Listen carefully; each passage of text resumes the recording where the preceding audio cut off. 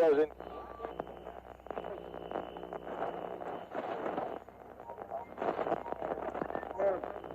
Hold on to your butts. Don't waste my motherfucking time! I got up this morning, put on my shoes, tied my shoes, went to the mirror, wanna comb my hair, I made a move, know what to do. Try to break and run.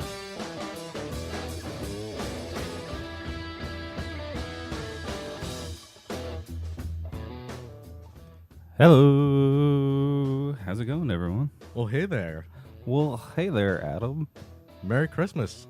Well, can we say Merry Christmas? Is it No, yeah. PC 2017? It's Happy Hey. Holidays? Trump's in charge. We can say Merry Christmas That's again. true. There's a war on Christmas, and Christmas won. Nobody's talking about Christmas, and we have to bring that back. Make Christmas merry again. But yeah. Are you saying Merry Christmas to everybody? Yes. Just like on purpose, or like, No, just because that's what you used to do, and now we're allowed to do it again. I mean, you were never not allowed to do it. Was there somebody who was just But like, there you was like a can't push say? to say Happy Holidays. It wasn't a push. I think people were just trying to be a little bit more inclusive. You could still say Merry Christmas.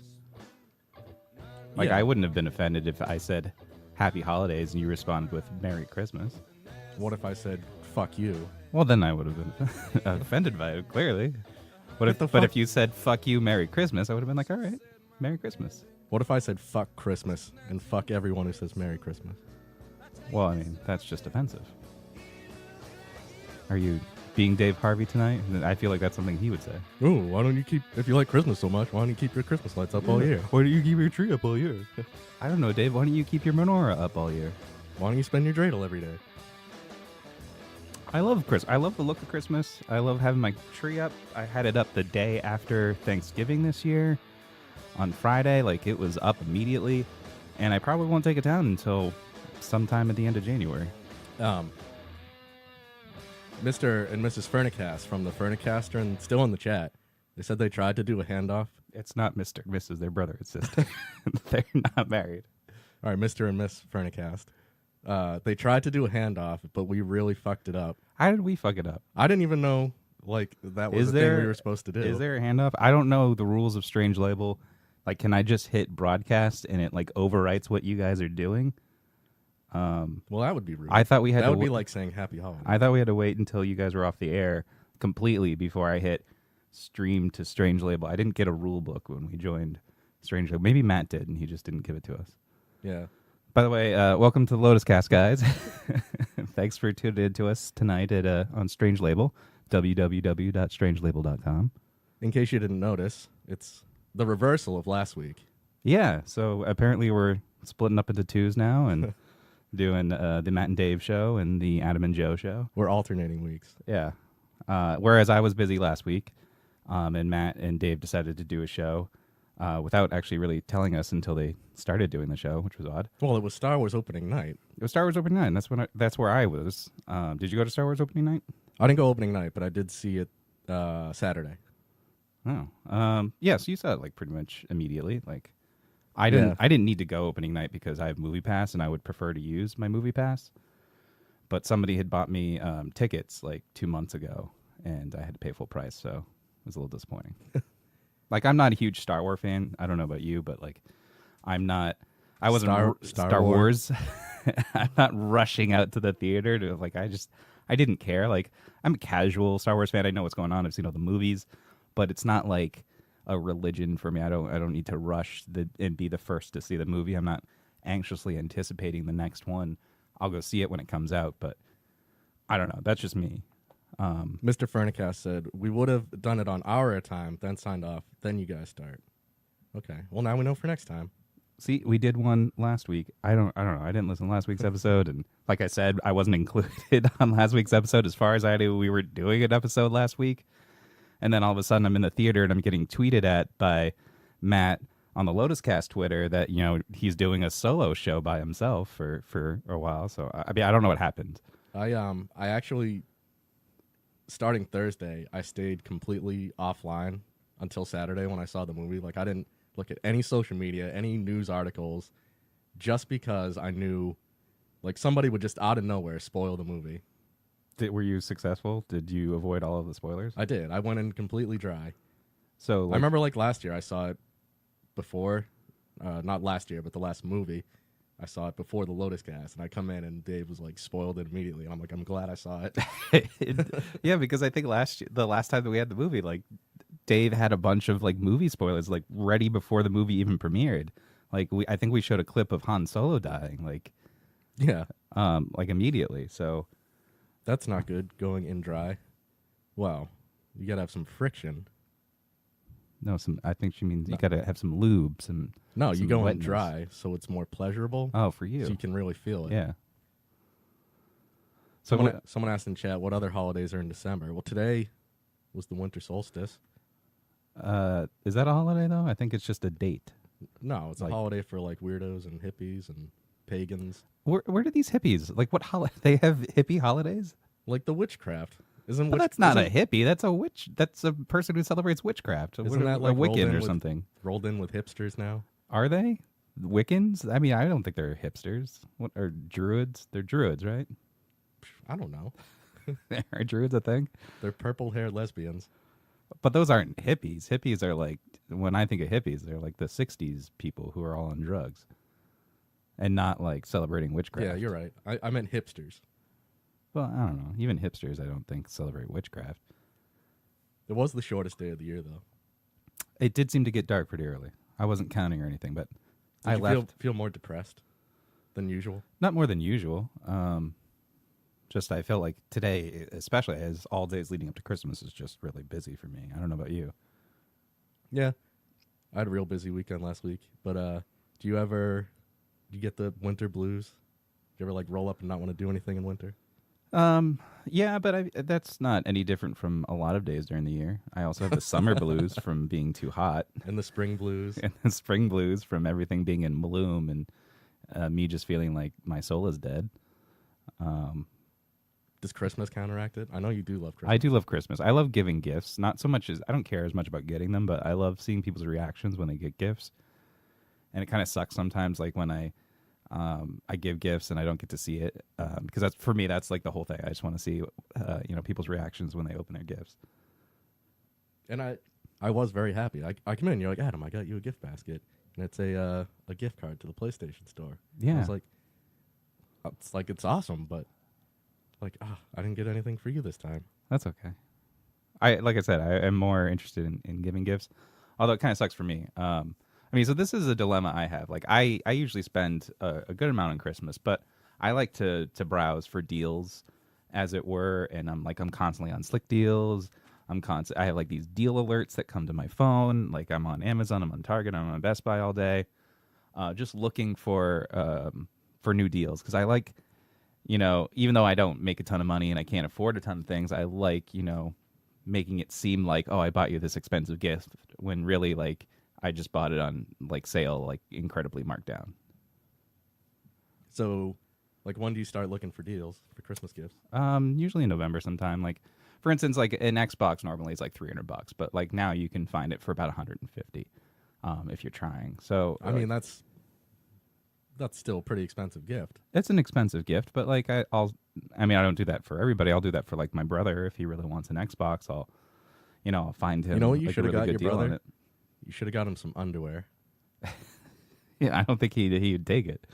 Or, well, some type of jock strap or testicle covering Well, I mean that's on him. I think he just likes codpiece, maybe? freeballing.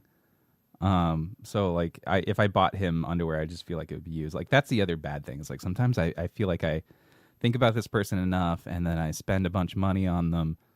And then like sometimes you're just like, oh, but I don't think they like the gift. Like they didn't use it. I don't see them using it all.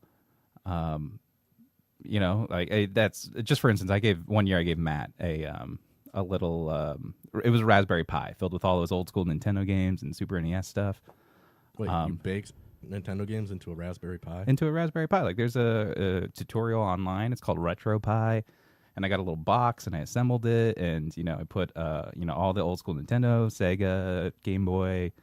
I don't think he uses it at all, and then I just felt like, oh, I spent like $80 on this thing, and all this time setting it up and curating it, and then like I'm pretty sure it's just in a box, like being unused. I was like, oh, that's so cool. Like Matt can play with his kids, like all those old school games. I'd never seen it out, never seen it used. What is this pie thing? Because I'm thinking you put all these games like in a pie and then baked it. No, it's called Retro Pi because Raspberry Pi. So Raspberry Pi is basically just a little circuit board. It's maybe like $50, and then you can just program. Like people have already programmed it. You can download ROMs for it. So I just downloaded Retro Pi as a emulator ROM. So I just installed that on the Raspberry Pi and gave him some old school. And that doesn't controllers. curb your enthusiasm for gift giving at all when people are like, eh. I don't know. Then it makes me try a little bit harder next year. Like, okay, maybe this was something that I thought was cool, and maybe they didn't think it was cool. Have you ever had like a really over-the-top reaction to a gift you gave? I'm trying to think here. Like somebody was just like, oh my God, I can't believe it. I don't think so. I don't think there's been any like really cool gift that I've gave that's been like over the top. People just got really excited. And this was maybe like a kid, like a little kid, because they get excited at everything. What did you get for your dad? This year? Yeah. So my dad, my sister, and my mom, I got a trip to New Orleans. Wow. Yeah. So it turns out going to New Orleans is super cheap in February. At the end of February after Mardi Gras, because at the beginning of February it was actually pretty expensive. When Lent starts and everyone's in yeah. So shaming their sins. I got them 5 days in New Orleans and in a hotel. Because it turns out it's like $60 to fly to New Orleans, like $60 one way. And so like 120 round trip, and then like with the hotel, like just combined, I think it was like $275 a piece. Yeah. So are you going on the trip with them? I did. Yeah, I bought myself a ticket. I was like, I might as well. Like, why not? How does your dad feel about that? They all know they're getting a trip because I asked them ahead of time. I'm like, what's your schedule like on these days? Like, can you take these days off? And they were like, yeah. Because I was like, oh, it's February, 24th, and like 5 days. And they're like, sure, I can do that. See, what I'm getting at is he didn't want to go on the last trip with you. He didn't, and he didn't acknowledge it at all. So it still hasn't come up? No. He brought me back an Aruba mug, and that was it. Oh, that's thoughtful. Yeah. I really have no idea what happened on that Aruba trip. Aruba, bring home a mug. And I got an Aruba coffee mug. And I have no idea what happened on that trip.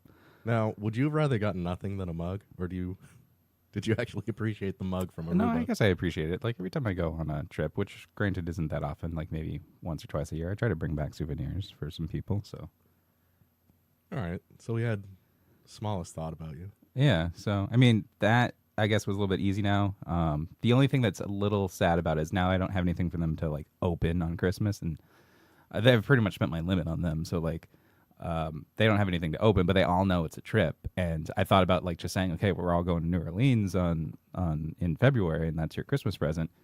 But my sister has this thing where she just doesn't want to know where she's going. She wants to find out when we're in the airport and they get their tickets. So I'm like, I can't even tell you. So I can't tell you where we're going on Christmas. And my mom and dad are like okay with that. They're just like, whatever. It's like we're going to Gary, Indiana. I know. Now I kind of wish I'd picked something more mundane, so it's like not exciting when they land. Not that I've never been to New Orleans, so I have no idea. I've just heard it's like a good place to eat and drink, which is what I assume we're only going to be doing. Like we got a hotel in the French Quarter, so and we can just walk around. I don't know. I'm hoping it'll be a nice little. Did you consider getting tickets for everyone on the trip and then getting your dad a mug? No, because I don't think he would have seen the irony. We just didn't talk about how he didn't bring me along at all, and he took my brother. It just never came It's up. just buried? Yeah, like obviously, like I talked to my mom and my brother and sister about it, so they knew I had like some gripes about it, but he never acknowledged it. So I was just like, I'm not gonna bring it up. Whatever. Just stuff it down. Yeah, just another thing that gets buried. So I haven't done any Christmas shopping yet. it's like 3 days before Christmas. How have you not done any? Well, there's still a whole weekend. Well, how much shopping do you have to do?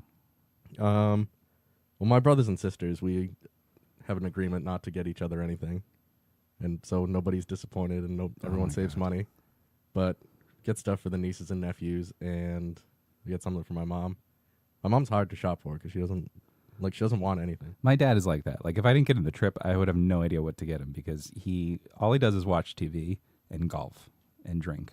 So, like, I've bought him, like, tech items that he doesn't use. Like, he just sits on his iPhone when he's at home with the headphones in instead of watching TV. So then I got him an iPad last year thinking, like, oh, he'll love the bigger screen at least because his eyes are terrible. He has, like, the 6 Plus iPhone or 6S Plus iPhone. So he has a massive screen, but the font is humongous because he has terrible eyesight. So I was like, oh, cool. Here's an iPad, like that way it's bigger screen. You're not hurting your eyes. He didn't use it at all. Like, it was just always like off and lost at some point. And then my mom just found it and started using it for herself. So. I'm surprised he actually increases the font and doesn't like read it with a magnifying glass, like an actual glass. I know. It's really dumb. So yeah, that was another thing where like, I spent $250 on that thing and he didn't use it at all, and then my mom just reclaimed it like as her own, and he just didn't care. He sees her using it, and he just doesn't care. All right, so it looks like we'll all have a Merry Christmas then. Well, all right. So here's my dilemma this year. Like this year, I didn't want to spend a lot. Like I had a tendency to go a little overboard on gifts, and I've been like doing some stock of like what I have in my apartment. Is it cool to re-gift things that I have here to other people? Or does that seem like that's just like a cheapo move? Like, is it cool to like give somebody something used? Or well, give me it for example. Like, I don't want to say what I'm planning on. So let's say, for instance, like my brother wanted an Xbox, and I have a second Xbox just because I ended up with an upgraded Xbox last year. So I have my old original Xbox One, the big black one, and my brother had said, oh, I want an Xbox for Christmas. Is it weird for me to give him my old Xbox?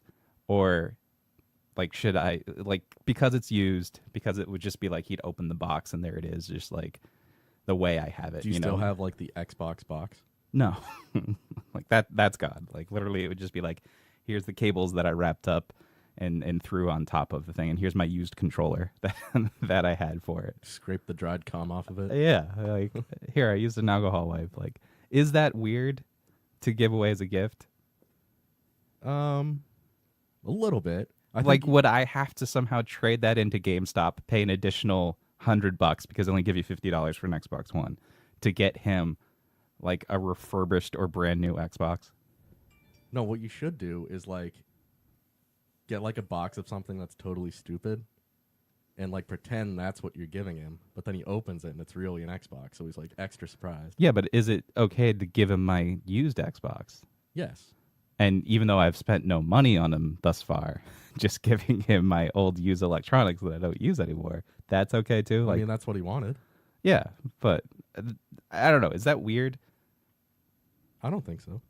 Like, if I had an expensive leather jacket and I like gave it to you for Christmas, would you then expect like, oh, Joe gave me this $200 leather jacket? Like, would you expect me to spend $200 on you next year? Well, did I express interest in the jacket? Was I like, oh, that's a really nice jacket? No, I just thought like, oh, Adam would look good in a leather jacket. And like, here's your leather jacket this year, and it's my hand-me-down. Have I seen you wearing it before? I don't know. Yeah, maybe you just made a compliment of how good it looked, and in this scenario, we're also the same size. No, I think that's different. If you had given me your Xbox, I'd be like, oh, thank you, Joe. Even though it was used, even though like you clearly saw it was like just over there in the corner. Like, did you like clear your porn out of it? I mean, there's no porn on the Xbox, but yeah, I just like I formatted it and I just gave it to you. It was you come here every week, you see it in the corner, like there's my Xbox, and then just I was like, here, Merry Christmas. Then no, that's fine. That's perfectly fine. Because I have a couple of those moves this year where I was just like, I don't use this at all. Maybe somebody would enjoy this. But I didn't know, like, this is the only gift I'm giving you. Like, I'm not spending more money on you. I think that's fine. Okay. Because if he wanted it enough to get it himself, he'd be spending the $200 or $300, whatever it is. So you just saved him that much. Okay, that makes me feel a little better. Because I was I started to think like, oh, are they going to expect like, oh, you spent no money on me this year? You just took something from your shelf and just gave it to me. Especially after hearing like, oh, I just bought my parents and my sister a trip. I mean, if you gave him like, if you get him like booze and you gave him like a half-drinking bottle of booze off your shelf. Well, yeah, that's different. Like, but not like electronics are fine, is what you're saying.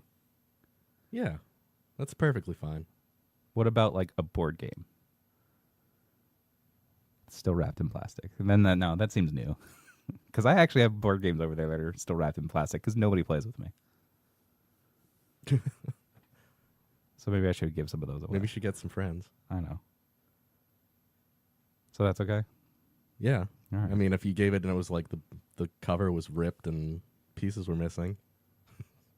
What is this? Michelle wants to hear Star Wars talk? I mean, we could talk about Star Wars.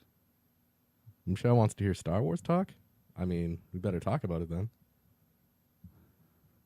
All right. Well, let's move. Is that a good segue? Should we talk Star Wars now? Yes, we've established that you're a terrible gift giver. Listen, I try to be a good gift giver, and I don't always get to see results, and I don't always know if I'm doing okay, because it's also weird to comment on gifts, right? Like, if you don't like it, like, sometimes I'd rather you be upfront and just say, like, oh, I hate this. Like, not necessarily that I hate this, but, like, this isn't good for me. I would never want to hear that. Really? I want you to fake that you love it. I want some feedback, because then I think it hurts more when, like, I just see you don't using it. Like, when you're just like, oh, thank you, and then, like... That's just, like, straight out of A Christmas Story, where he's like, make sure you wear that when Aunt Jan comes over. I know, but, like, if I never see you using it, or I never see you wearing it, like, that's also happened to my sister. Like, I bought her... She told me she wanted this raincoat, so I bought her this, like, red raincoat that was on her Christmas list, but then she never wears it.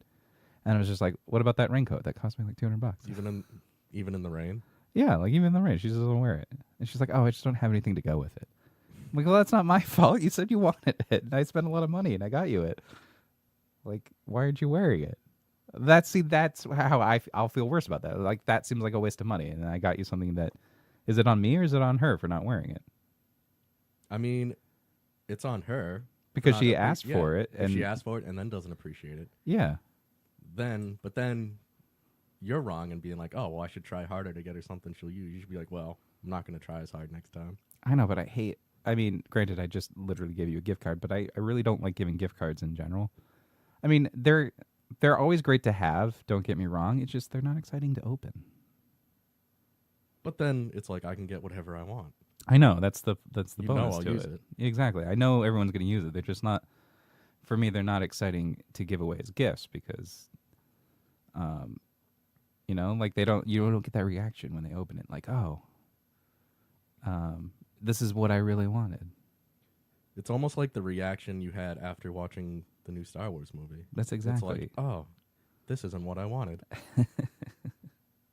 All right, so let's get into it. Tell me what you liked or didn't like about... You saw it opening night. Was it? I did. Was it crazy there?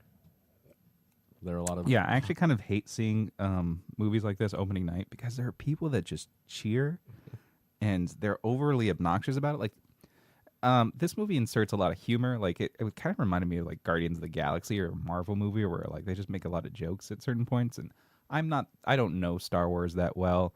It's the point where, like, do they do this in all movies, or was it just this movie?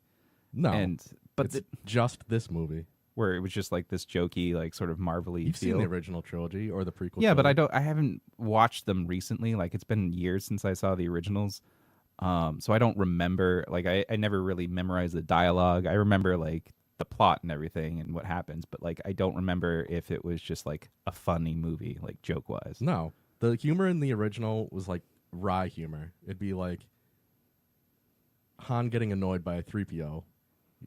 3PO like not knowing, like, being the protocol droid, he's like keeps going, oh, the odds are 95,002,075 to 1. And not like Luke just like milking a space cow and spilling green milk all over his beard. Yeah, what the fuck? But like that's what I hate. Why was that in the movie? I hate things like that. Didn't so much bother me, but like I hate things like that where like the audience is so into Star Wars that they were like overly like responding to everything. Like they would crack up at like every little scene. Like anything that had like a tiny bit of humor, it was like laughter, like so much laughter. Like just the first scene of the movie where like Poe pretends he can't hear that Overlord guy on one of the Empire ships, and he's just like people. It was like knee slapping. That actually funny. was funny. I don't know. It's just everything that like had any little bit of humor. Like people were like going out of their minds. Other stuff was like, it was funny. Yeah, I laughed, but it was to the detriment of the movie. Yeah, I mean, I don't know about that. I just me as a impartial sort of like I had no expectations going in of it being good or bad. I was just there to see a Star Wars movie. Oh, by the way, if you haven't seen it yet, we're spoiling it. Yeah, there's a lot of there's apparently a lot of memes, Star Wars memes in the chat. Yeah, so I didn't really know. I'm not like up. I didn't watch any Star Wars to prepare. I just kind of went in going cold. Honestly, the last Star Wars movie I saw was Rogue One, and I saw that when it came out with Matt. And then the last Star Wars That I saw movie was actually good. I actually really enjoyed Rogue One. I thought it was really good. And then the last Star Wars I saw before that was Force Awakens, and I saw that opening night with Matt. Like, so it was like it's been a few years. Like, there's these big year gaps before I watch Star Wars. I never go back to refresh myself on it. And in all honesty, like there were certain things that were like I just didn't remember that from Force Awakens. Like I forgot entirely about Snoke. How did you forget about? He was like one of the most talked about mysteries. I don't know because I didn't follow up on Force Awakens. Like I literally didn't read anything about it afterwards. I didn't go up and like try to find out anything about Snoke or Rey's parents. Like I just didn't care about any of these like mysteries that sort of cropped up from Force Awakens. I forgot Snoke was a character until Snoke showed up in this thing again. I was like, oh yeah, Snoke. And so I really didn't have any reaction. Like, you know, they kill Snoke off like not even that far into the movie, like maybe about halfway into the movie. And it's done with like so little fanfare and he's not expecting it. And okay, so the two biggest mysteries that were everyone was talking about from The Force Awakens was who is Snoke? Like, we know Kylo Ren was Han and Leia's kid. He trained with Luke and fell to the dark side. But who is this guy who's like the most powerful dark side user? He's clearly more powerful than he only died because he fooled him. Did he? Yeah. Rey went in, tried to use the Force on him, and he completely fucked her up. He swung the lightsaber around and hit her in the face. I don't remember this. Kylo Ren went in, and he was like being a sniveling little bitch. And Snoke just like zapped the floor with lightning and shot him back. Yeah, honestly, I still don't remember Snoke in Force Awakens. I remember the name, and then like when I saw him again, I was like, oh, in Force Awakens, he was just like a hologram. Yeah. But even still, I didn't really like. I wasn't invested in that mystery, like why Snoke is as powerful as he is, why he exists at all. I just didn't. To me, that wasn't like a mystery that I was interested in at all, and I never followed up on. And when this movie rolled around and Snoke shows up again, I was just like, oh yeah, there's a Snoke guy, and he's his master. But honestly, from the first movie, I didn't like Force Awakens because it really was like A New Hope, and it really was like they set up like it wasn't original at all. I didn't feel like they set up Kylo Ren to just be the new Darth Vader. He even had like a Darth Vader helmet. He prayed to Darth Vader in his room. Like it was a whole thing. And so I kind of just went into this movie sort of expecting it to be Empire Strikes Back. Which it was. Which it was apparently. Straight from Empire Strikes Back. But then like they started doing stuff that I was like okay with. Like they destroyed his dumb Darth Vader helmet and they had Snoke say like, you're not Vader. Stop trying to pretend to be Vader. And then he destroys his helmet and then he's not Vader anymore. He's just, Snape. I didn't mind, but it was totally like fan service the way Snoke talked to him. He's like, oh, you look ridiculous in that thing. Which he did. I mean, I get he was only wearing it because he wanted to be Darth Vader. I know, and I'm glad that somebody called him out on it because it really was dumb. Like, why have this new trilogy if they're just retelling the same old story from the last one? So, it was exactly the same as Empire Strikes Back because, it starts off, they just destroyed the base like the Death Star in the first one, and now the Empire found their base, and they have to escape before the Empire gets there, which exactly the same as the Battle of Hoth. It's been a while since I saw that movie, so I wasn't drawing any like parallels to that movie. They can't escape into hyperspace because in Empire the hyperdrive was down on the Falcon. In this one, they're running out of gas. I thought that was the weirdest thing about this movie. It was literally like they just outrun the Empire fleet or the First Order fleet. They just outrun it by a little bit, and they're just like, Yeah. "Don't worry, we've got more gas than them. We're just waiting for them to run out of gas, and then we can blow them up." And that's the other thing. Like, fucking And that's The First three Order- quarters of the movie is that chase. the First Order only has huge, like, capital ships that are big and slow. They don't have any support vessels at all. No, like, they do. faster, lighter. Weren't they like? Didn't they have a couple of them? Because they were destroying all the other ships. They sent TIE fighters at them, but then they're like, "Oh, we can't back up the TIE fighters. You have to return to the hangar. We're just gonna chase him." I thought it was silly that they can only track one ship. They realized that they were tracked, but then they're just like, no, wait, we know all of the capabilities of their tracking. They can only track one of us. I don't know. I mean, that to me was silly. Like, the whole basis of the movie was them outrunning the First Order fleet, but by just a smidge, because they keep firing on on the back of their ship, but they're just slightly out of range for it to hurt them. And I don't know. That seemed like a silly sort of contrived plot. And like, this whole movie takes place over the course of what, like a day, maybe 2 days. Well, it's got to be immediately after. It is. They say it's like Because- immediately after yeah. Force Awakens. And Finn is still, like, knocked out from getting sliced in the back by Kylo Ren. Yeah, and even in that first scene, like, he's still in the bed and he's still healing. And then And he gets up, pissing everywhere. I was really, really annoyed by Poe Dameron, just his character in general. I know he's meant to be like, he's this, brash pilot who like thinks he knows what's best. He just wants to score a victory against the First Order, but in doing so, he ends up destroying the entire Rebel fleet just to get that one ship to explode. And then Carrie Fisher even calls him out on it. He's just like, "Are you serious? You've destroyed our entire fleet. Yeah, you blew up one of their ships, but like, look at the cost of this." And Well, at that point, they didn't know they were being tracked yet, so they would have just kept tracking anyway. It's not just that. Like, that was literally all that's left of their forces, and he just destroyed most of them to blow up one ship. That's the other thing. That's all that's left of their forces. Yeah. In Return of the Jedi, they had the Empire controlled the entire galaxy, and the Rebellion had a bigger force than that. They destroyed the Empire. Isn't the Republic the controlling force in the galaxy? Okay, I brought this up to somebody, and they're like, "You're thinking too much about it." I'm like, "What are you talking about?" Like, the Republic is the one that wins at the end of the original trilogy, so they are the established government. They're not the rebels. Yeah, I'm like they're the Resistance. Who are they resisting? Like, how does the First Order? That's the thing. Like, who is this Snoke? Explain to me. How does he build this humongous force with all these super weapons like 10 times, 100 times the size of the Death Star, which apparently took the Empire, like, they had to rape all these planets of their resources to build. I don't know. You're asking the wrong person. I kind of wish somebody else was here that knew more about Star Wars than I did, because the stuff that bugged me about the movie is probably not the same things that would bug a Star Wars fan.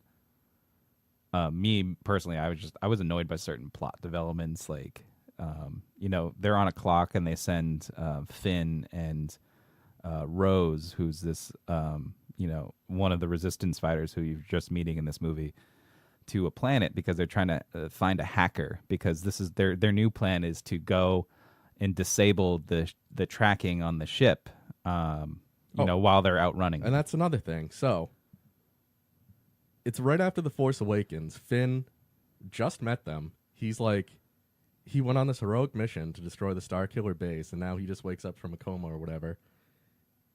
And he's trying to get in the escape pod, and Rose is like, I'm not letting anyone desert. I'm like, he didn't give any oath to you. Well, seriously, and she's like, "Are you Finn, the one who saved the day?" And I'm like, didn't that just happen for you like 6 hours ago? Well, he could have been out for. She's caught up to date on all of Finn's adventures from the first movie.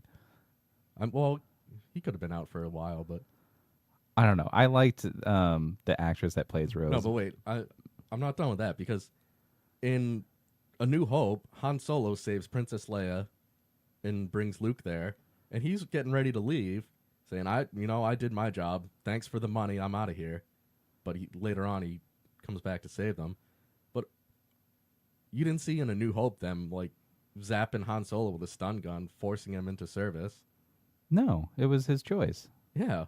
So why just let Finn leave if he wants to? Who cares? Well, I think that's also he didn't enlist. He's not. why they're calling themselves rebels, because they're just like, this is what the audience knows. Like, if you start calling them the established government, they'll be like, wait, were they the Empire the entire time? Because people get confused on Empire and Republic. They're the same thing.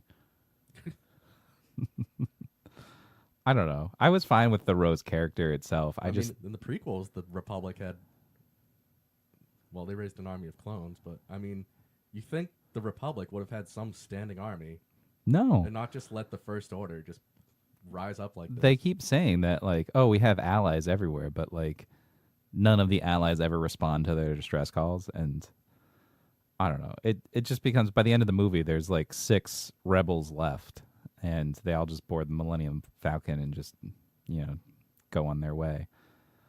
And it was just, that seemed frustrating. Like, how are they supposed to be an entire resistance for this, galaxy, but there's 6 of them, like somehow they're going to start this entire revolution with just this small number now. Yeah. I want to check some of the comments before they, too many. Were you okay with Admiral Akbar makes an appearance, his final appearance in the series? And he people say you don't clap. They're upset with people who clap during the movie. I agree with that. That was so annoying. Honestly, that's why also I didn't want to see it the first showing, because of how annoying the audience is. Why do you clap for a movie? I know. There's nobody there to appreciate it. And then like the twist at the end with Luke, like people in my theater clapped and like cheered when Kylo Ren killed Snoke, and I'm just like, what the fuck? It's just, there was cheering in inopportune moments. There was gasping at the twist at the end with Luke. Like, it was just frustrating. I just want the audience to be silent. And who are you clapping for? Like, the movie people don't hear it. Here's another comment. Also, why didn't people use lightspeed to destroy big ships before now? I'm like, yeah, what the fuck? So that was actually one of my favorite parts of this movie. Okay, but they evacuate those other ships and just let them get destroyed. Why didn't they evacuate those other cruisers and then just lightspeed them in? Yeah. Or why isn't that a thing before? Like, so, they could have in the first trilogy, they could have light speeded ships through the Death Star to destroy it. This is a frustrating plot development in the movie as well. Like, so they finally get to the last ship and it's running out of gas. Or not even a ship, just attach a hyperdrive to like some meteors or some asteroids. And rocks through them. Fly those into things. And Laura Dern is like the captain, and she's just ordered everybody else off to their little light transport ships that can move faster.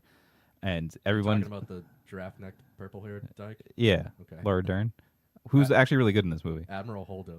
I disagree with that. I like Laura Dern. She's a good actress. But like her idea, like, so all these little ships have evacuated. They're heading towards the rebel hideout. And the First Order starts to pick them off one by one.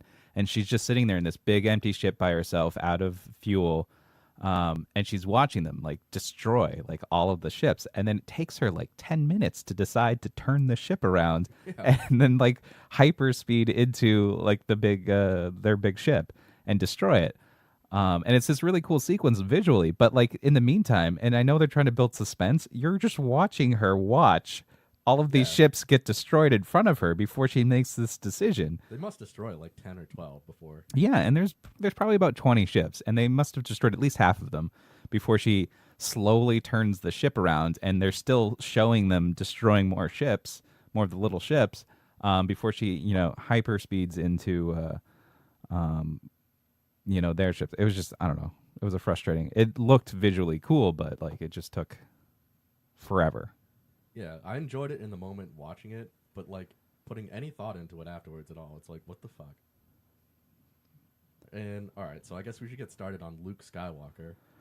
I get why Ryan Johnson, the director, wanted to do this with Luke, but like is your mic being weird, or is it just me? Can you hear me? Yeah, you're just quieter than you were at the start of the show. I don't know what's happening. Is Adam too quiet for everybody? Check. Is your cable loose? It might be. All right. Sounds a little better now. Wait, check. It's not reading on the meter, really. Oh, are you just being picked up on my mic? Check your cable. Check. Yeah, I think your cable died. Check. There we go. Yeah, now it's back. Yeah, we both sound fine. I get Maybe it's just my headphones. why Rian Johnson wanted to sort of portray Luke like this. In this movie, he's sort of like a surly loner Jedi who's just like hiding out on a planet waiting to die.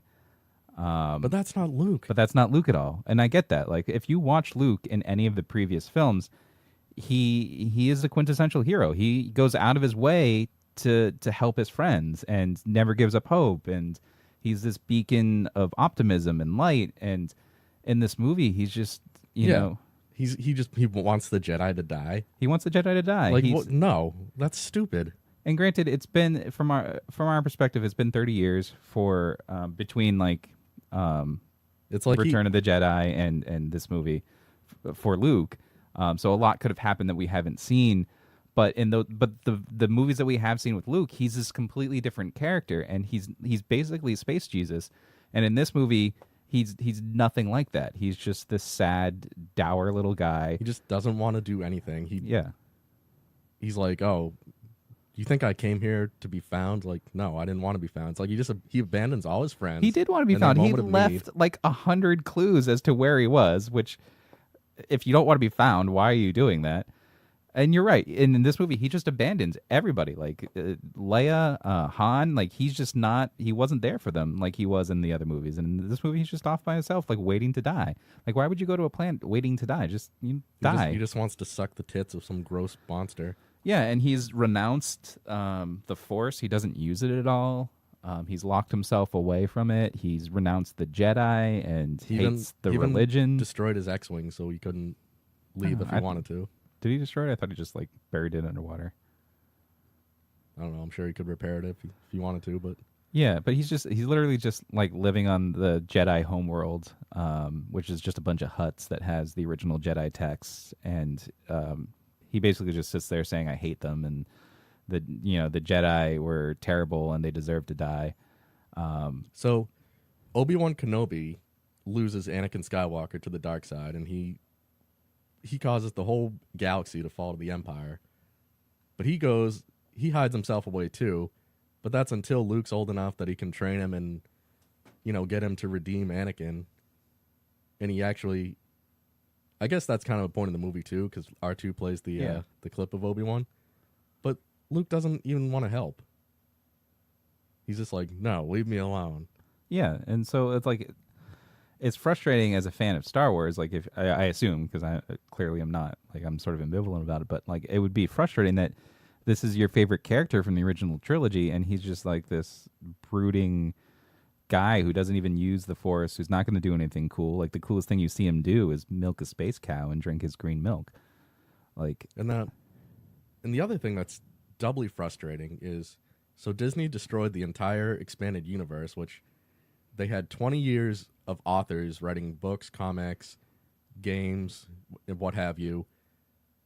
They don't even communicate. Well, to a limited extent they do, but they built a more coherent universe of all these different authors that's true to Star Wars, and this movie just shits all over it.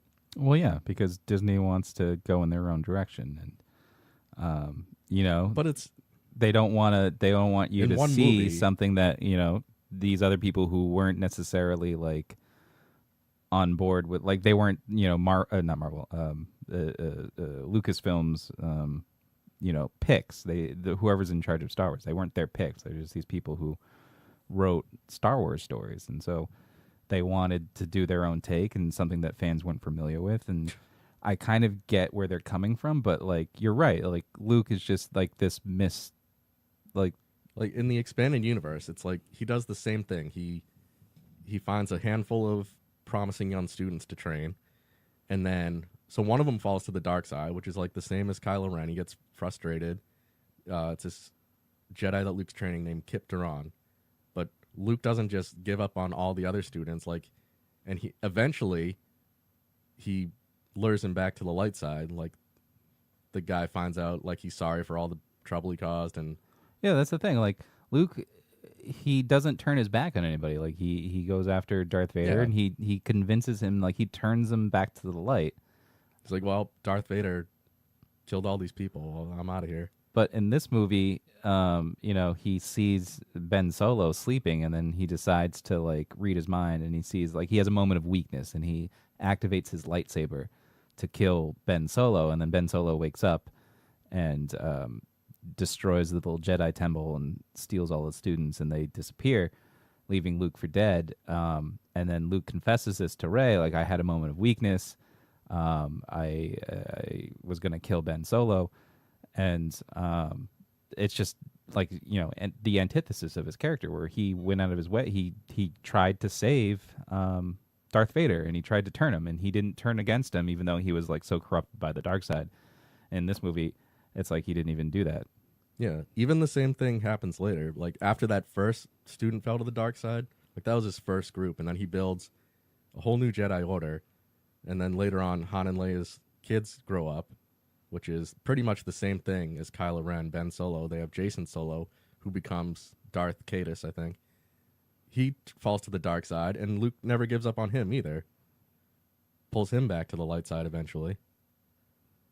It's like they totally, even Mark Hamill said it. It's like, this is not my Luke, and hats off to him for playing the role to his best anyway, even though it was totally stupid. He did say that, and then he said he got in a lot of trouble, so he was forced to like say like, but you should still go see it.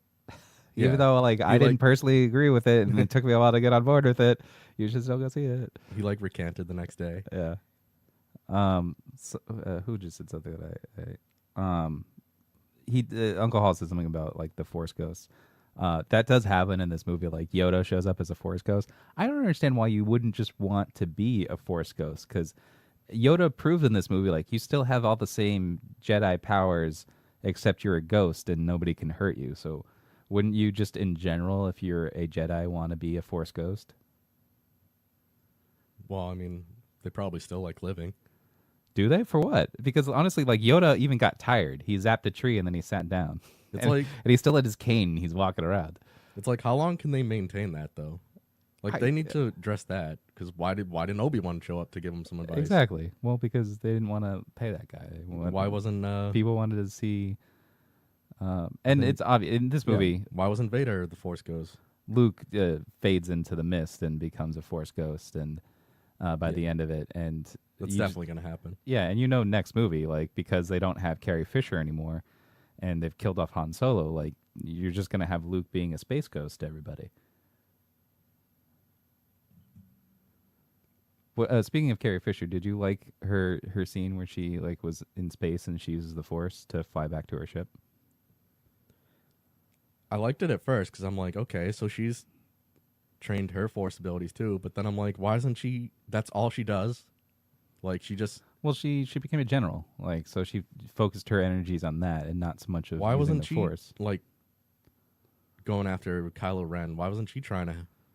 Well, because she was being a general. She was thinking about the bigger picture, not like there was even going that after her moment son. when he wouldn't fire the missile to blow her up. Yeah, It was one of the other TIE pilots that shot the missiles into the bridge. Like Yeah. so you could tell there was still love there for her. Like, but they never have screen time together. He never No. reaches out to her. because what would be the point? He makes a big deal about letting the past go, and lots of what are they calling him? Like they're not calling him Sith people anymore, right? They're not Sith lords. Like what do you call Kylo Ren? He's just like a bad guy. You could call him a dark Jedi, but Yeah, well, whatever he is, he's just like he tries to convince Rey the whole movie because they have this like psychic connection where they see each other naked and they talk to each other. how about the Mary Sue of Rey? Like, she's that they even say it's like, oh, you're just being made powerful because every time Kylo Ren gets more powerful, you get equally as powerful. I'm Yeah, like, what you're- the fuck is this bullshit? Yeah, that's what they try to say, and like that's who I just assumed Snoke was, because Luke's still around and he's this powerful Jedi, so his opposite must be Snoke, right? Because Snoke's super powerful. Yeah. So Luke was. Who the fuck is Snoke? So Luke's training Ben Solo to be a Jedi, and I'm like, where does this Snoke guy come from? Who's so powerful in the dark side that he can lure Kylo Ren away from Luke, and like Luke won't even challenge him. Luke, honestly, Luke he challenges. Snoke is trying to lure out Skywalker because he's like, as long as Skywalker's alive, there will be hope. So he's trying to get them. The whole point of The Force Awakens is Kylo Ren is trying to find the map to Luke Skywalker. Yeah, because they want to get rid of Luke, and then Because Snoke wants to kill him. And turns out Luke was just like, "Hey, I'm not even using the Force. I'm just waiting to die over here. So like, come kill me." As far as I know, Luke doesn't even know who Snoke is. Yeah, Luke doesn't even care. Like he sensed the darkness in Kylo Ren. He had the And then he closes moment himself. of weakness. Yeah. He lit the lightsaber like he was going to kill him. And then he didn't. And Kylo Ren got mad and destroyed the base or the school. Yeah, and then, Luke was just just like, disappeared. It's like, as yeah. far as we know, he doesn't even know that there is a Snoke. And then Luke just gave up on everybody. Like he knows his sister and Han had been fighting, and did he even know that Han died? Yeah, that part was sort of frustrating. When Chewie got there, didn't Chewie tell him? He's like, oh, yeah, I guess that was it. I don't know. It's just frustrating. and that's the other thing. Why is Chewie with Rey? Like they have no connection at all. Why did they give Rey the Millennium Falcon? Well, who else is going to take it? Like Finn was asleep, and Poe didn't even meet Rey until this film, and yeah, who else would it have gone to? Chewie, Leia. I mean, Leia was just like, I don't know. She has her own things. Why didn't Chewie stick with Leia? I mean, listen, I don't know what's going on. they were husband and wife for so long. I don't even know why Han Solo was just away from Leia. Did they get I'm a not divorce? asking you. I'm just throwing it out there. Like in Force Awakens, did they get a divorce? Like, because it seemed like they hadn't seen each other in a long time. Well, they kind of let on that they separated after Ben became Kylo Ren. Yeah, he says like they like couldn't deal with it. Like they went back to what they know. She went back to being a resistance general, and he went back to smuggling. Oh yeah, that kind of reminds me. Like in the Force Awakens, they made a big deal about C-3PO having a red arm because it's like when Han reunites with You probably didn't Carrie- recognize me because of the red arm. red arm. But in this movie, like even though it's the next day, his red arm is gone and nobody ever just mentions it. He's just back to normal. Yeah. So where was I? What else did I hate? Oh yeah, I was talking about Rey being a Mary Sue. Like she has no training at all. Like Yeah, but she's able to do everything. yeah, she. I mean, the Well, fight, she had the fight one- with the Red Guards was definitely one of the cooler scenes in the movie. But it's like, how? Were those the Knights of Ren? They never really say. They might have been. Because that was a big deal from the first movie too. But wouldn't they have had like lightsabers too? They did. They kind of had samurai lightsabers because they had little like glowy pieces on them.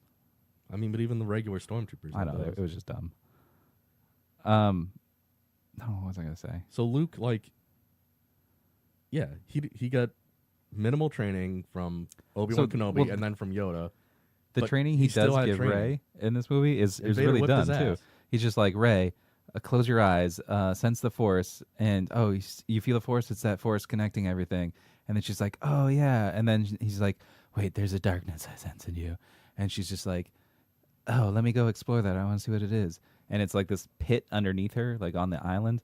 And then Luke is like, you didn't even try to get away from the darkness. And she's like, no, I want to explore what's down there. And then she goes down there on her own and in this pit. And then like there's just a mirror of her. I don't know. It just wasted 10 minutes. I don't even know what it was about. It's Either way, it ripped didn't. straight out of The Empire Strikes Back. It was Luke training on Dagobah, and he goes and sees the image of himself as Darth Vader. And she sees a million images of herself, and she tries to figure out who her parents are, and it won't tell her. And Rey's parentage in this movie was like another like Yeah, non-mystery. we find out it's no one. It's just some They sold her for alcohol. it's some poppers. Yeah. And I'm like, so what? Why did she have the vision when she picked up Luke's lightsaber? Like the whole theme of every Star Wars movie in the main series is the Skywalker family. It's Yeah, but I Anakin, think- Luke. I don't think So they she went has- into this having a plan. I think J.J. Abrams wrote Force Awakens heavy on nostalgia and trying to set up these mysteries going forward. And then Rian Johnson gets this film and he's just like, screw these mysteries. These are dumb. People are expecting answers.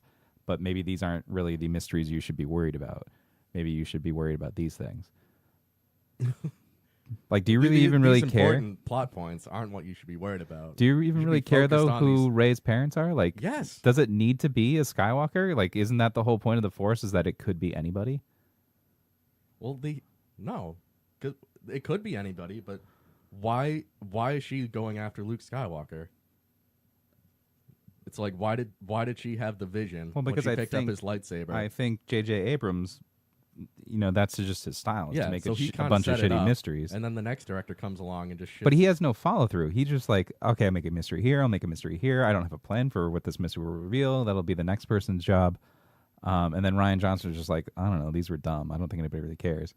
So Goldie said he could have lied about her parents, but they do that thing where he says, "Search your feelings, you know it's true," but we know like from the previous movies, like that's when you tell them to search their feelings. Okay, so this is also You know that's true. a Game of Thrones thing. Like when Daenerys on Game of Thrones is just like, oh, I can't have children. And then Jon Snow is just like, well, how do you know? And she's like, a witch who killed my husband said I couldn't. And he's like, well, maybe you shouldn't trust that voice. So like in this movie, when Kylo's just like, your parents are just like nobodies who sold you for alcohol. Like, why should she trust Kylo that that's the truth?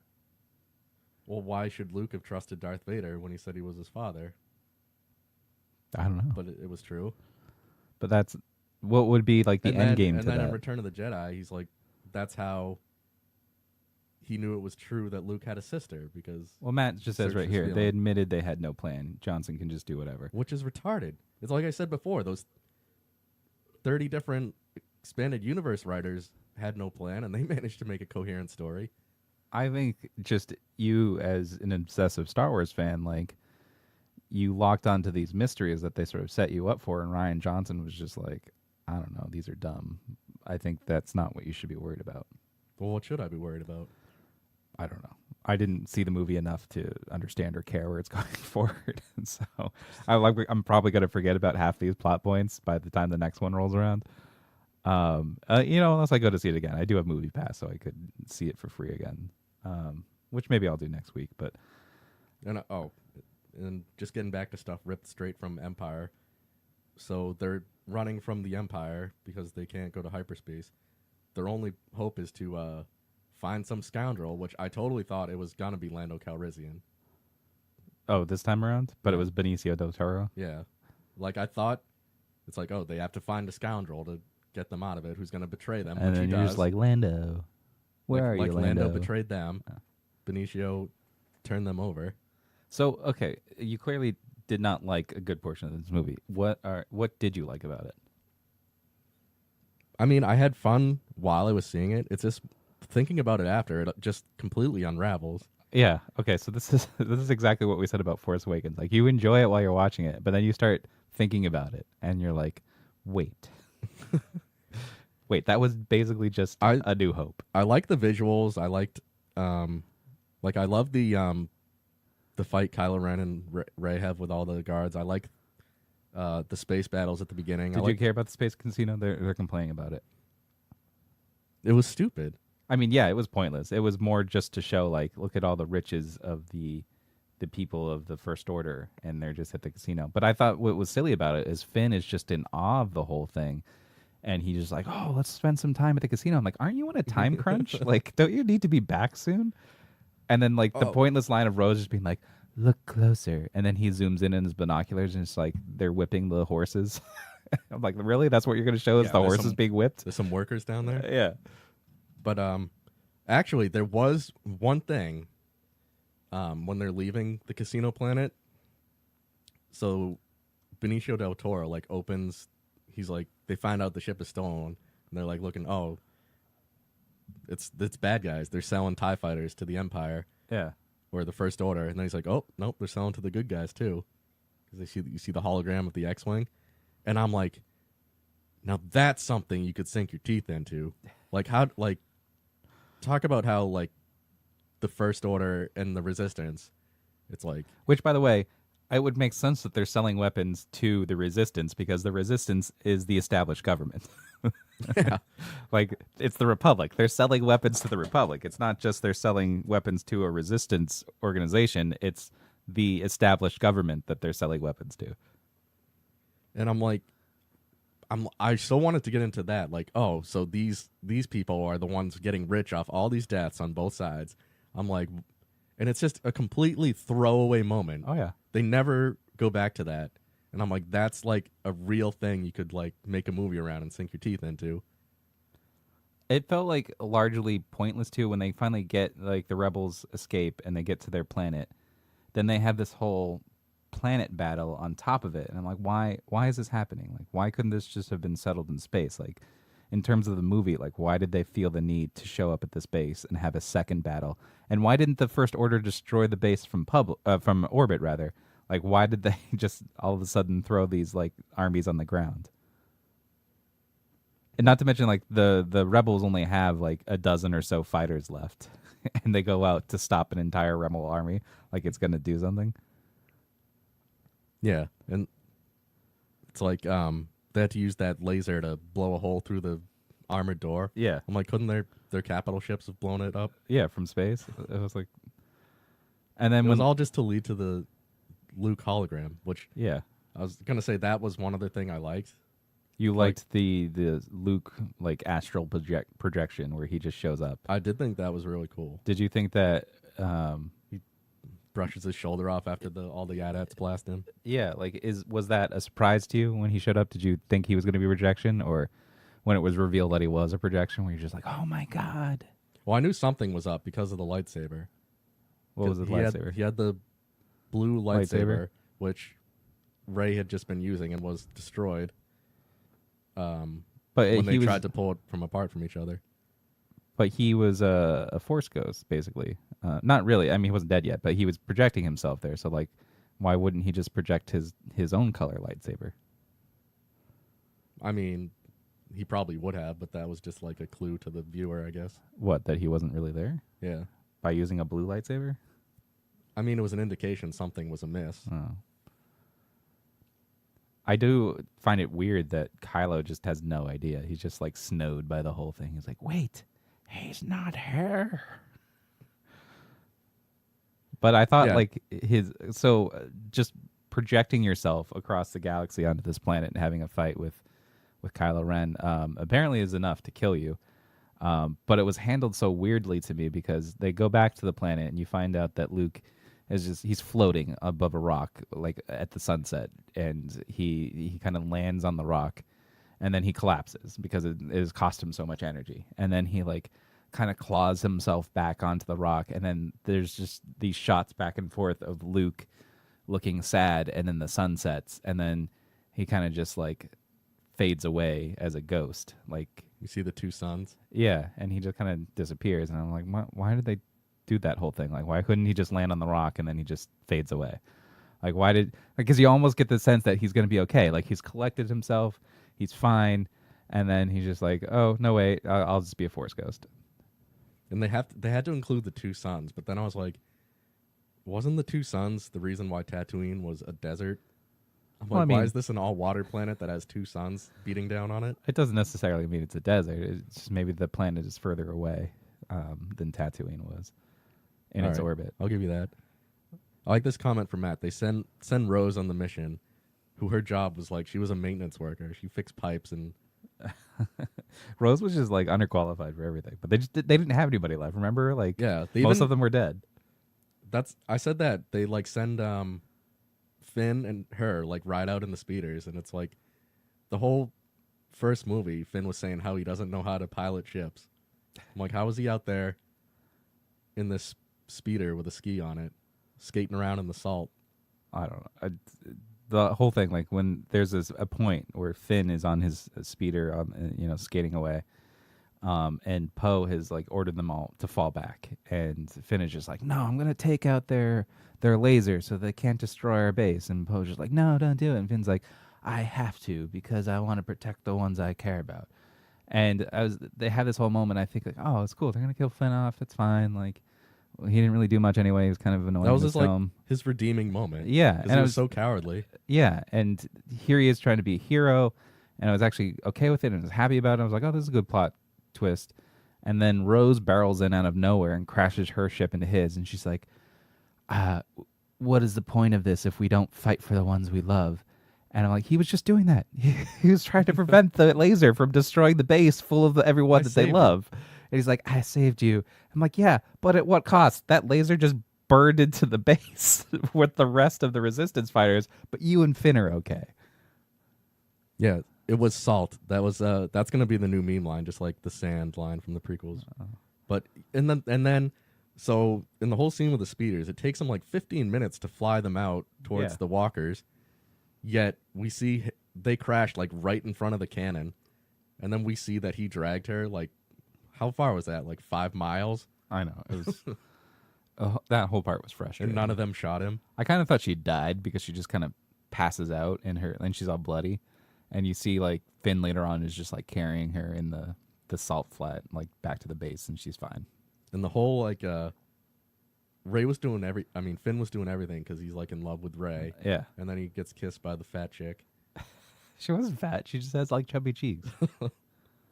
But I thought it was funny. It was like, so Rey and Finn spend the whole movie apart, and they just meet up very briefly at the end.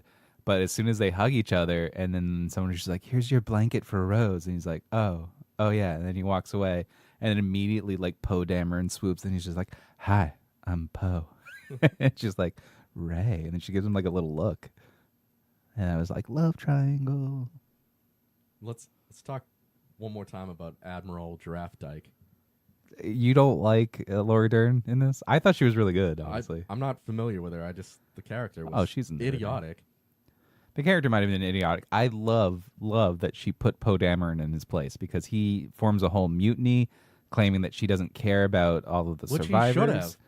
She did care. She had a whole plan in motion. She just didn't share it with Poe because he makes terrible decisions. Because Poe destroyed their entire fleet just to blow up one ship. He makes terrible decisions.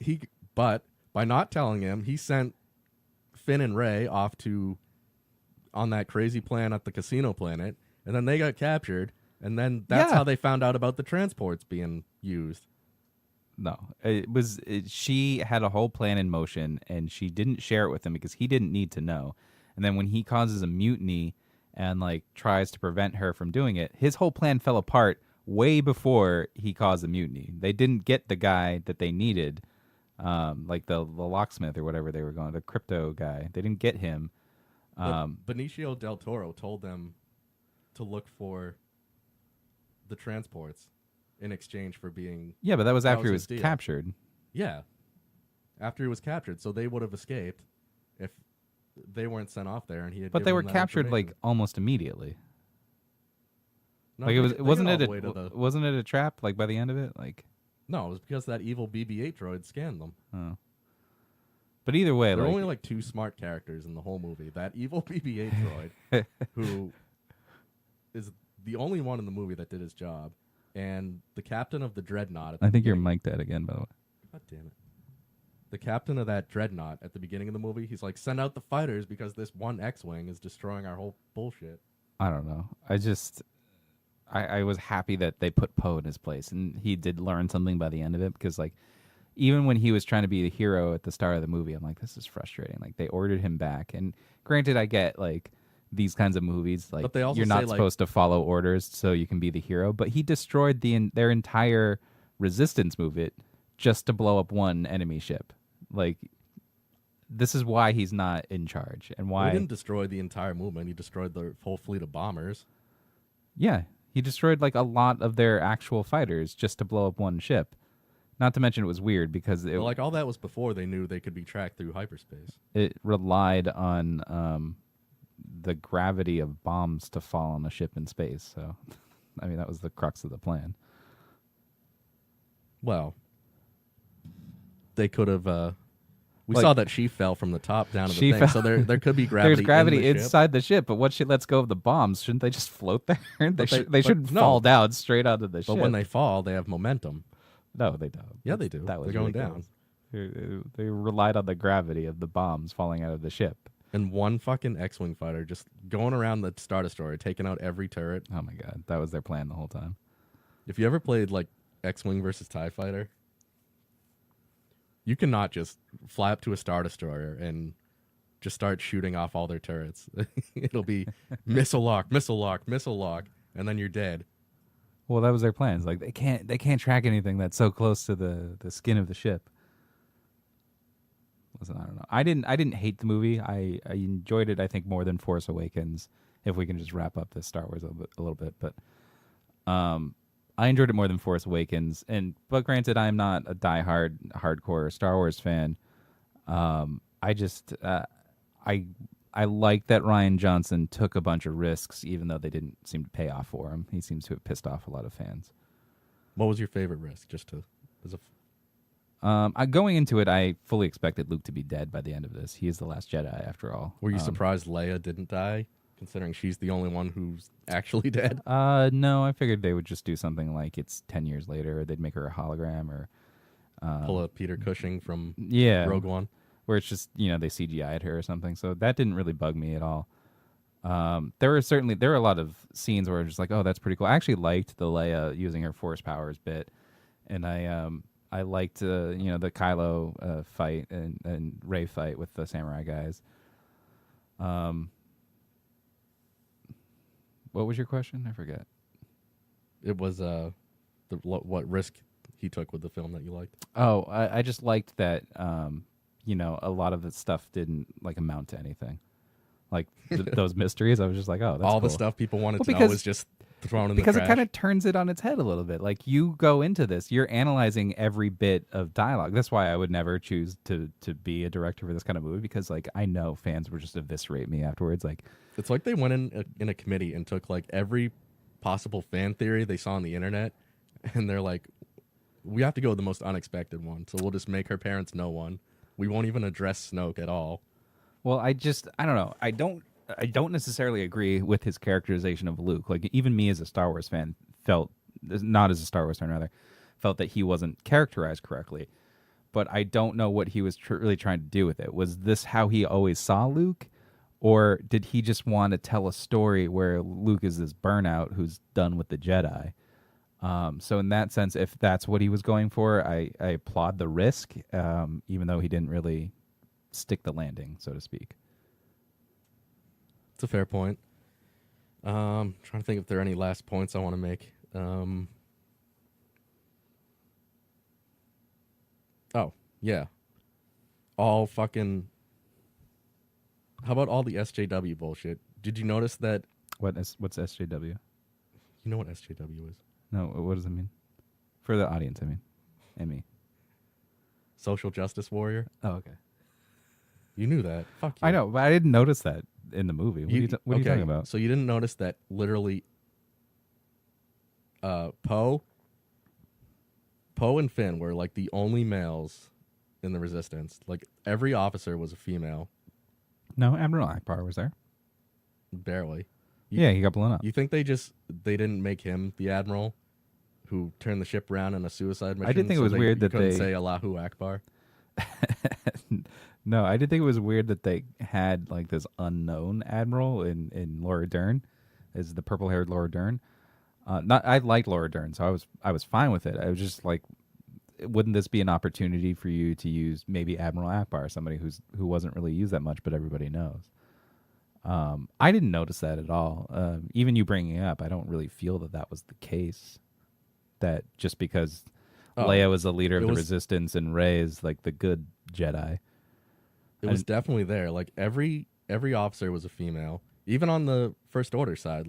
All the officers What are you talking about? It was bridge. Snoke. No, Kylo Ren. I'm not talking about them. When they're on the bridge, in the all the workers on the bridge were women. I didn't notice that at all. Because it was even the guy that they picked on was in charge, the snivelly, sort of English guy. General Hux? Yeah, he's the one white guy, and he's made out to be a fool. What are you talking about? Kylo Ren's white. Snoke was white. Snoke, I'm not sure, is even human. I honestly thought he was a hobbit at some point. But yeah, only the evil characters are white males. What about the samurais? You don't know. Maybe they're white males. What'd you say? The samurais. What's samurais? The samurai Jedi guys. Not Jedi, the samurai guys that, Rey and well, regardless, they're evil. Yeah, but they could be white guys. Isn't that what you wanted? Oh, you want white good guys. There was Luke. Poe Dameron. Yeah. No, Poe is Latino. He's Cuban. No, he's white. He looks white. He's definitely Latino. I didn't notice that at all. I didn't notice him or think of him as being Latino. The only person I can think of that, well, aside from Finn, is what's her name? Rose, because she's like Korean or something. But they have to, like, at every opportunity, they have to have, like, the admirals emasculating Poe as the man. I didn't see it that way at all. I just saw it as Poe making terrible decisions. But it's not. That's not to say that Leia didn't make some bad decisions. She did. In general, like I think there's a happy medium between being as reserved as Leia was and trying to see the bigger picture and actually getting some momentum. How can you say, like, the Vice Admiral, Laura Dern, you say, is just like, she won't tell anyone about her plan. Like, she just offers... She doesn't need to tell Poe Dameron because Poe Dameron isn't part of the plan. And she even says, everyone is part of the plan because they're all trying to escape with their lives. No, because she's got, like, civilians on there. Poe Dameron was also just demoted. Civilians? He was also just demoted. But he didn't mutiny by himself. He had people helping him. He had, like, 3 people helping him. Because he just basically locks himself on the bridge afterwards, and then they break through the bridge and stop him. I don't know. I didn't notice this at all. Him, but, like, she couldn't say, "Don't worry." She did say that. All she does is just say, "The rebellion is built on hope." He accuses her of not having a plan, and she does have a plan. She's just not. But she never tells him he has a plan. Because she's the admiral, she doesn't have to tell him anything. That's just, I don't know. So he just lets him think that they're just going to run out of gas and die. I didn't think anything of that at all. I did not see that as a woman telling a man what to do. Honestly, that didn't even cross my mind. It's like, oh, she's a smart woman who has everything under control. No, why would I ever think that? She was just a character in a movie who just happened to be in charge. Honestly, what about the evil, what's her name? The one that turned out to be nothing as well. The evil stormtrooper who's all silver. What's her name? Captain Phasma? Captain Phasma. Brienne of Tarth? Yeah. Which, honestly, they should have at least unmasked her at some point so that you could... Like, how do you cast Brienne of Tarth, who's just this fantastic actress, and, like, not really use her at all? They used her for, like, 30 seconds in this movie, and she had, like, no dialogue. You got to see her eyeball. Yeah, but that was it. I don't know. Why didn't they just... Yeah. Matt says, "Why? She's a fucking admiral. Why is she wearing a dress? Like, what kind of military uniform is that?" What's a terrible idea? Why does he say that's what terrible idea, Joe? Where was that? Uncle Hall said that's a terrible idea, Joe. I don't know what. Snoke was a ball sack. I like that. Poe Dameron was demoted, but he was still a high-ranking officer. Yeah, but, like, she's an admiral. She's the highest. She doesn't have to say anything to him if she doesn't want to. Yeah, he's commanding a fighter squad, not in charge of evacuating the ship. She's the one who's making all the decisions. I'm sure Princess Leia didn't... It's like, we have to do something or we're all going to die. Don't worry, just have hope. Yeah. Or General Leia didn't explain all of her decisions to Poe Dameron. She just told him what to do. So would you have been... it as soon as she... Would you have been upset? She woke up from her coma and stopped his mutiny. Because he woke up and she was like, "Listen, but why your mutiny's over." And then she's like, "Listen, this is what you have to learn. Like, honestly, let me tell you the plan now. Let me tell you the plan now because it doesn't matter now. You're about to die because it didn't matter before. What was he gonna do if he knew before? He did know the plan before. He criticized her for it. He's like, "This is your plan was to just evacuate us to the smaller ships." No, he didn't know that was the plan. Because he's like, "You're gassing up the ships."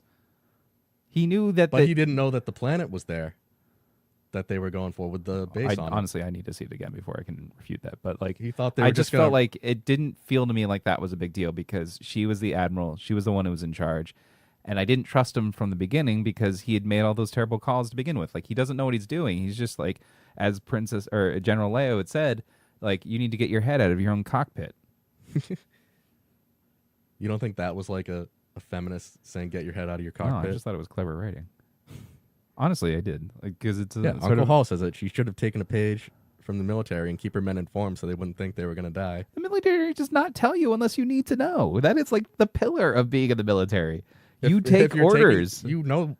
They don't tell you the whole plan. No, they don't tell you the whole plan. They give you the orders of what you need to know. You don't get to see the entire picture. You don't get to know that we're actually trying to help you to live. Yes, because that is the assumption the whole time. No, we're just going to let you die, by the way. As far as he knew, they were. No, they weren't. Obviously, she had a plan in motion. And apparently, like, He just wasn't you can't privy trust to them it because you have And people I that think- aren't even in your military. And like I Finn. think this is exactly their point. Is like you as the audience are supposed to be on the side of Poe Dameron because he's the one that you're following.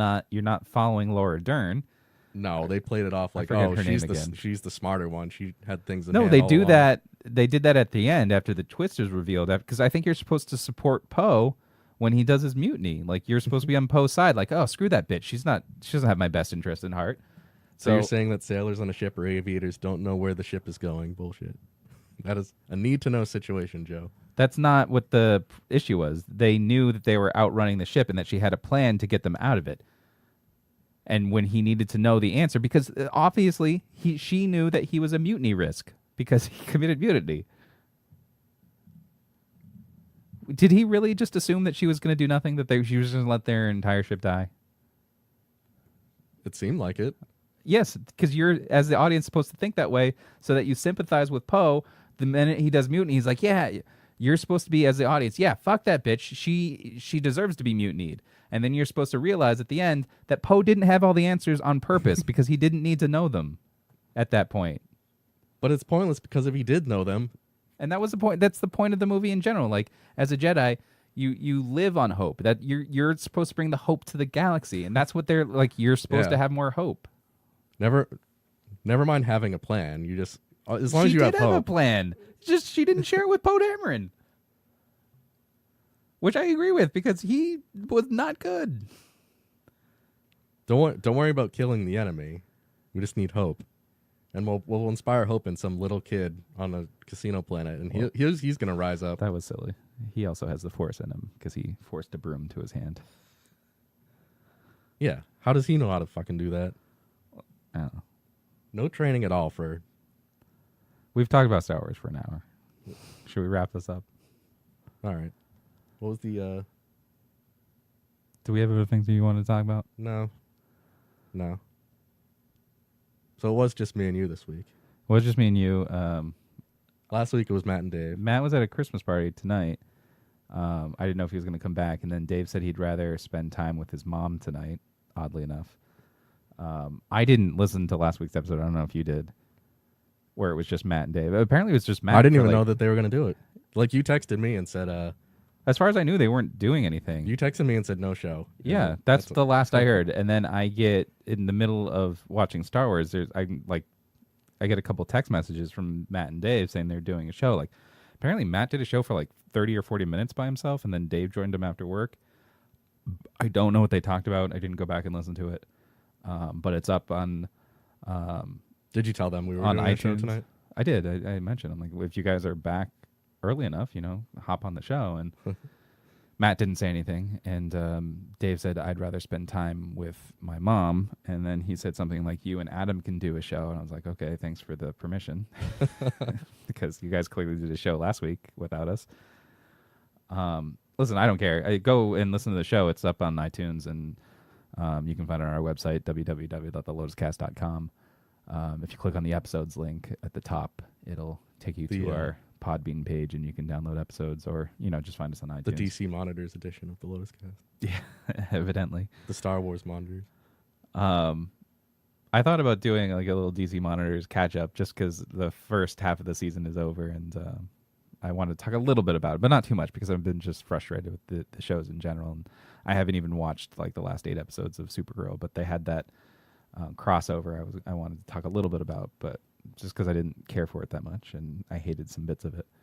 But then other people seem to really love it, so I don't know. Maybe that's just me. There's a lot of stupid stuff. Yeah. Did you see they're not allowed to use Deathstroke anymore? I saw that, and I was actually pretty sad, because That's so stupid. that's the best part of Arrow this season, has been all the Deathstroke stuff. They won't let him use Deathstroke because he showed up in the movie, but the Flash, I don't even want to. If people are watching Arrow, I don't want to get too much into this because, that's a different show. But if people are watching Arrow, they had this whole Deathstroke arc this season. It was really good. And now it sucks that they just can't go back to it. And I'm sad because I like Manu Bennett as Deathstroke. But regardless, go back and listen to last week's episode. I am sort of curious about what Matt talked about for 40 minutes. No, you said you don't want to listen because I don't want to listen. You're a target when you're not there. That's and exactly you're it. just going to feel bad after. That's exactly it. Like, I don't want to listen. I'm curious as to what Matt talked about for, like, did he talk to the chat? Like, did he just ramble on by himself for more 40 minutes? Did he call somebody? Like, what happened? But I don't want to listen to it because the last time this happened, when Matt and Dave and Adam did a show and I wasn't here, like, I just got railed on, and I don't need that. Like, if that happened last week, I don't need to know. I don't need to stew on it all week and think about how my friends really hate me. So, someone in the chat, tell Joe, should he listen? Michelle was in chat by herself and asked him questions about what he was talking about. So he prattled on about something? Like, he didn't even call somebody? He didn't rail on anyone. Well, that's good. So you're safe, Joe. I don't know. He could have made some slight comment that'll send you into a downward spiral. I know, and I don't need that. It's Christmas. Like, yeah, I just honestly, when he said he talked for 40 minutes by himself, I just assumed he called somebody. But thinking back on it, I don't know who. Furnicast is just before us now on Thursdays. I don't know what time zone the station is. It Central Time, the station? So if you listen to Furnicast at 8 p.m. Central Time on Thursdays, and then we should be like immediately. Oh, 8 p.m. is our time, right? 8 p.m. Eastern. And then we're 9 Eastern. And we're 9 Eastern. So 8 p.m. is Furnicast, which you should listen to just before us now. And then stay through Furnicast, and then roll into the Lotus Cast. And hopefully next time we do a show, it's the four of us again. 3 of us for the first half, and then Dave. Matt did a great job. It was really good, actually. No one wants to hear from you, Uncle Hall. Never call. Oh, yeah, well, Matt could have called his brother-in-law there, but that's good that he did a good job. I am sort of curious of what he talked about, but I don't want to set myself up for heartache. So maybe I'll just let that go. Any final thoughts? I was going to bring up something, and I forget what it was. I had something at the start of the day that I want to talk about. So I've been doing a lot of work Christmas parties this week. I don't know if you have been to any Christmas parties at all, but like, I've been to one. We did this Yankee swap at work yesterday that took 2 hours. There's probably about 15 or so of us, maybe 20 tops. Matt and Chad said he talked about your sister the whole time. I don't want to know. So we had this Yankee swap where it was supposed to be a Yankee swap. I bought a gift, and the limit was $20. I think I spent $24. I got a squatty potty. And it was supposed to be Yankee swap. And Yankee swaps are really simple. You get a number, you go up and you pick your gift. People can steal it from you, and it's over in 15 minutes. But they decided to play this dice game where you pass gifts. Like if you roll a 1, you pass a gift to the right. If you roll a 2, you pass it to the left. And if you roll a 3, you steal somebody's gift. And if you roll a 5 or a 6, you open your gift. So like they just give a gift to everybody, and then we were just passing stuff constantly because it would just be like 3s and 4s, and or 1s and 2s rather, and you just keep passing and then stealing, and the game ends when the last gift is open. But with like 20 people, it took 2 hours. And it was just frustrating how like you would just keep passing gifts over and over, and I was just like, I want this to end. But like I work with like 95% women, and they found this game on Pinterest that they thought was cute. And like maybe it would have been for like a small group. Did you want to mutiny like Poe? Yeah, I just by the end of it, I'm just like I'm done. I can't do this anymore. I don't care what I end up with. Like just I need to get out of here because I was passing stuff right to left like every second, and it didn't need to happen. Like what happened to just being like Nasty Christmas, Yankee Swap, or just Secret Santa? And Matt told me that his office was going to do a Secret Santa. But they did one last year, and there's just so much fighting at his office that people didn't buy gifts for their Secret Santa. So like half the office just didn't end up with gifts. And then this year they were like, okay, well, let's just do a Yankee swap then. But then people found it to be too mean because they didn't want stuff stolen from them. So they're doing some weird random number gift generator thing. So I don't know what's happening anymore to the world, but what did I end up with? I ended up with a bunch of hot chocolate and a Dunkin' Donuts gift card. So there were some cool gifts in there. That's not bad. At least you didn't end up with the squatty potty. I actually, I don't need one, but I could've regifted I it. would have regifted it. But there was a couple Echo Dots. There was a Nook in there. A Dirt Devil There was vacuum. that stuff in there, and you ended up with hot chocolate. I ended up with hot chocolate and a gift card. And then like my coworker next to me, he ended up with a travel mug, like a coffee travel mug that didn't seal. So like we tried it out. Did he spill it all over because himself? it looked cheap. But like like we tried it out. We put liquid in it and like just held it over the garbage can, and like the lid didn't seal, so it's just water just pouring out of it. So his gift kind of sucked. But like a handful of people ended up with Echo Dots and Nook tablets, and I was not one of those cool people. I think I got like a $10 Dunkin' Donuts gift card, and I gave away the hot chocolate because I don't drink it. Joe Bangor said, "My mom calls Yankee swaps Chinese Christmas. Not sure why. You think it's because like with their squinty eyes, they can't see who the gift is from, or who to give it to?" Listen, I don't know. I've only heard it ever called Yankee swap, and then I think I don't know who this for. You take, what do they call it? and then you trade. They call it white elephant, right? Is that the other name for it? White elephant. I've never heard that one. I heard it in The Office because they did a Yankee swap episode, and Pam was just like, "We call it white elephant." I don't know. So, you have any final thoughts? I went to see Monday Night Raw with Dave Langell. Oh yeah, I saw photos of that. How was that? It was fun. Was it that same like weird seating thing that you guys were seat fillers Yeah, or the something? same thing we do every time. I only got to fill a seat for like, I don't know, 10 minutes, and then the rest I just watched the show. But so annoyed. These two, they're these clearly two retarded guys like right in front of me, and they had like a chaperone with them from the I'm probably from the group home, I'm guessing, and they would just stand up at all the wrong times, and I'm just like, what the fuck? Like they'd be playing there wouldn't be anything happening. It'd just be a video playing on the screen, and they'd stand up, and they're right in front of me, and I could swear one of them was like fingering his asshole. He kept like reaching back. So it wasn't like a fun time? I've never been to a WWE show, so I don't know what it's like, but it seems like being a seat filler is probably the worst way to experience that. I mean, it's... Because you're up and down constantly, you don't really get to follow... It's only at the beginning of the show, really, because people are still filtering in. They just want you to think that the seats are full for the whole show. So, like, what? By 30 minutes in, it's like you don't have to do it anymore? Unless, like, the show didn't sell out for some reason. But, I mean, that was a pretty packed show. So once everyone was there, we just... So what do you do when you're not filling a seat? Are you just standing somewhere? No, like, they have, like, a little row of seats. Because, like, the seats on the floor... Like, normally they have, like, space for aisles, but they just add, like, one extra row of seats, and those are just, like, where we sit when we're not filling seats. So did you and Langell spend a lot of time together, or were you both, like, separated the whole time? We joked. No, we were sitting next to each other at the base seats. We were only separated when we filled the seats, but we joked about, because they announced the female Royal Rumble, and we're like, this is the worst thing we've ever seen. They're all like in the ring, like, oh my god, this is a first for women. Oh, this is so incredible. And then they're all hugging about it. I'm like, what Battle Royal Rumble announcement has ever ended with everyone hugging?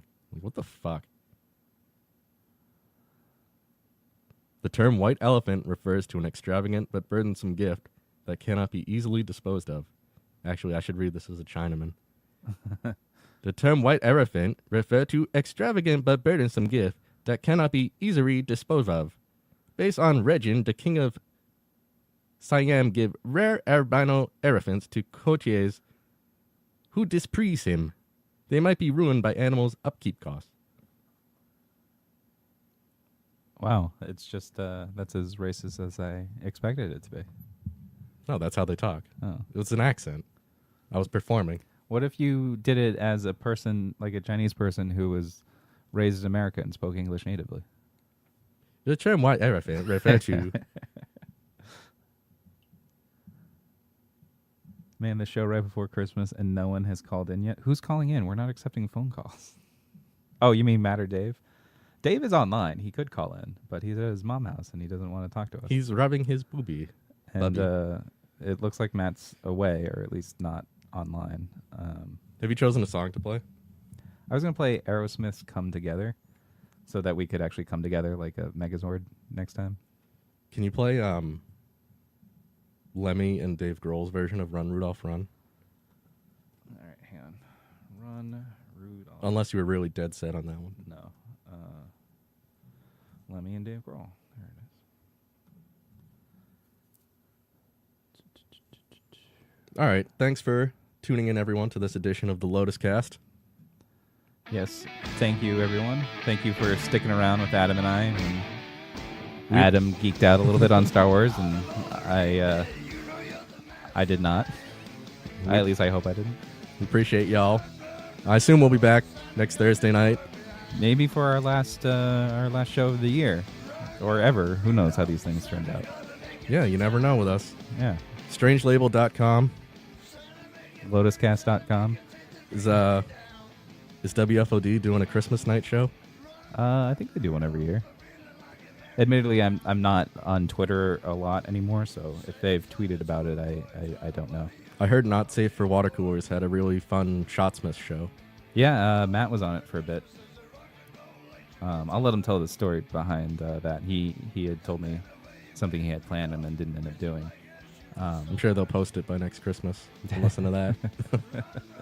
Yeah, check them out. If WFOD, if they do a Christmas show, I'm sure it'll be good.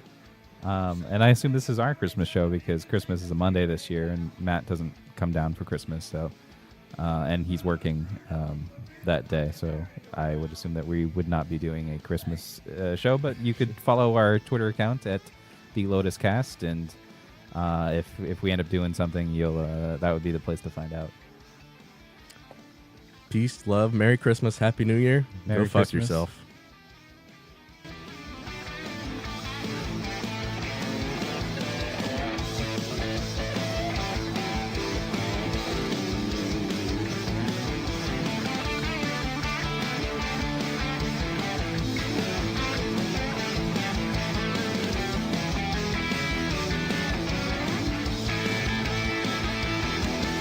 Run, run, Rudolph, Santa gotta make it to town. Santa make him hurry, tell him he can take the freeway down. Run, run, Rudolph, I'm feeling like a merry-go-round. Said Santa to a girl child, what would please you most to get? A little baby doll that can cry, sleep, drink, and wet. And then away went Rudolph, whizzing like a saber jet. Run, run, Rudolph, Santa gotta make it to town. Oh yeah. Santa make him hurry, tell him he can take the freeway down. Run, run, Rudolph, I'm feeling like a merry-go-round. Run, run, Rudolph, Santa gotta make it to town. Santa make him hurry, tell him he can take the freeway down. Run, run,